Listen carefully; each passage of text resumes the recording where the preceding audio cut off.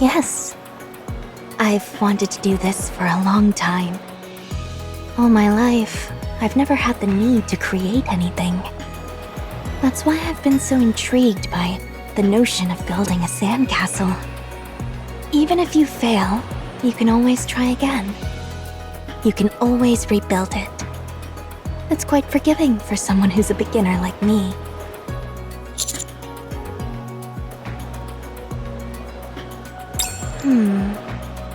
How about the Semekai Mansion?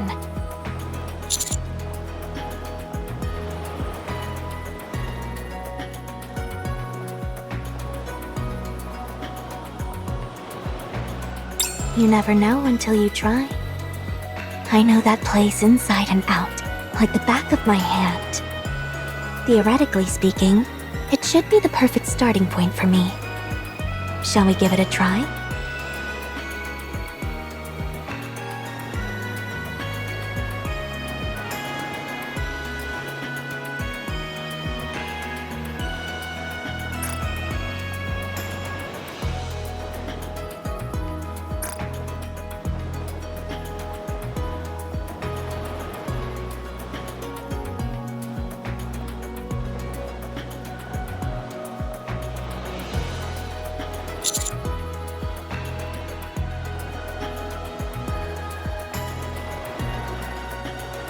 It's all about attention to detail and patience. In fact, I think there are some similarities to the process of brewing tea. Would you like to try?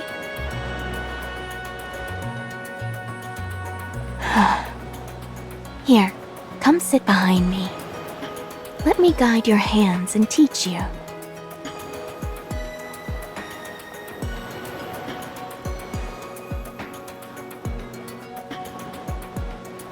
There's no need to rush. Take it nice and slow, as if you're caressing the sand with your fingertips. You're doing well. Let's try making a gap here.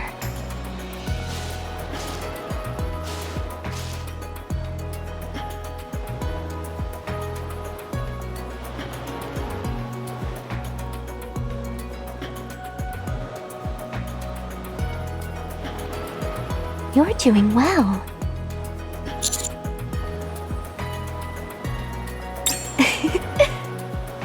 Let's continue.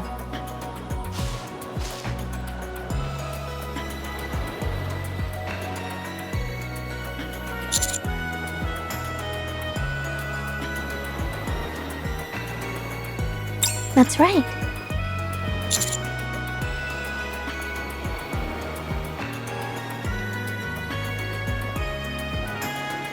Yes.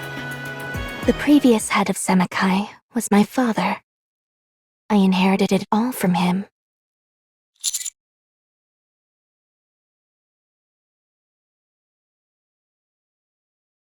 Ever since I was young, long before I became a Nikke, I grew up within the organization. I had want for nothing, and had a peaceful childhood, free of any difficulties. To me, the organization represented the entire world. A perfect world, prepared for me. I knew we were involved in activities that were frowned upon, but that was just one small part of a bigger world. However, there inevitably came a time when that world was shattered. My father fell ill with a terrible disease. Something not even the technology in the Ark could cure. Unsurprisingly, chaos ensued regarding who would be his successor. It felt as if outsiders were invading and crossing our boundaries. The organization was being targeted both from the inside and out. That's when my once pristine world became tainted. My father had arranged everything, except for a proper successor. He had sired many children, but they knew little of what was going on, and they paid for it with their own lives.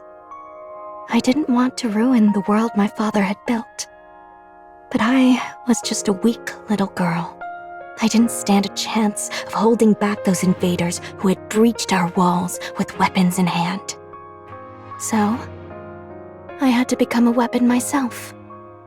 On the day my father's eyes closed for the last time, I decided to become a Nikke by my own hand.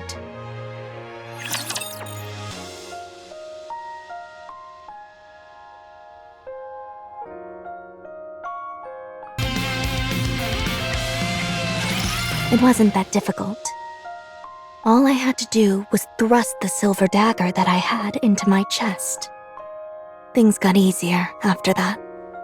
No one was more familiar with this world than I. I knew I was capable of outsmarting the intruders.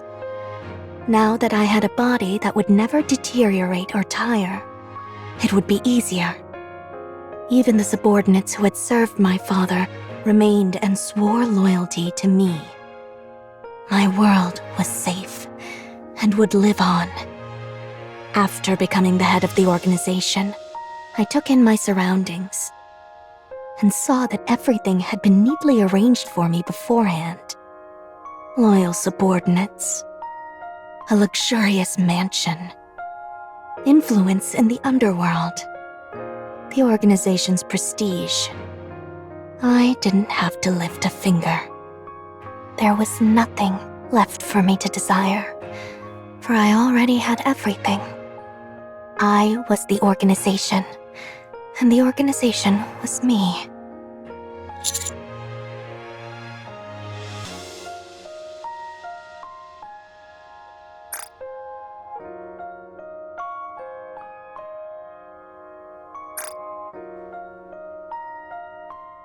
None. The organization exists for me, and I exist for the organization. It was an entire world of my own, isolated from everything and everyone else. However, far from that being a point of contention, I found it incredibly satisfying. Yes. I feel the desire to bring you into my world, but I know it is impossible.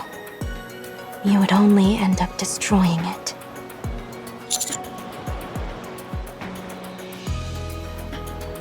I'm part of a criminal organization. You are an aspiring go-getter working for the central government, the future savior of the Ark. Us being together doesn't make any sense. It's a matter of origin. I've gone to the dark side, and you're out there in the light. No, perhaps there is some gray to you. That's why I can't stop myself from desiring you. If you were entirely on the good side of things, I could have suppressed my feelings. Sometimes I think, since you live in a world of gray, perhaps there is a chance of you coming to the dark.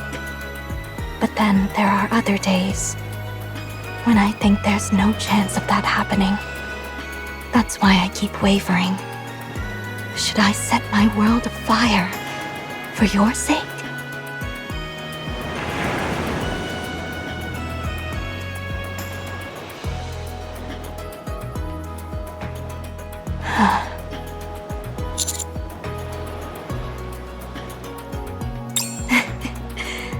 You always say what I want to hear.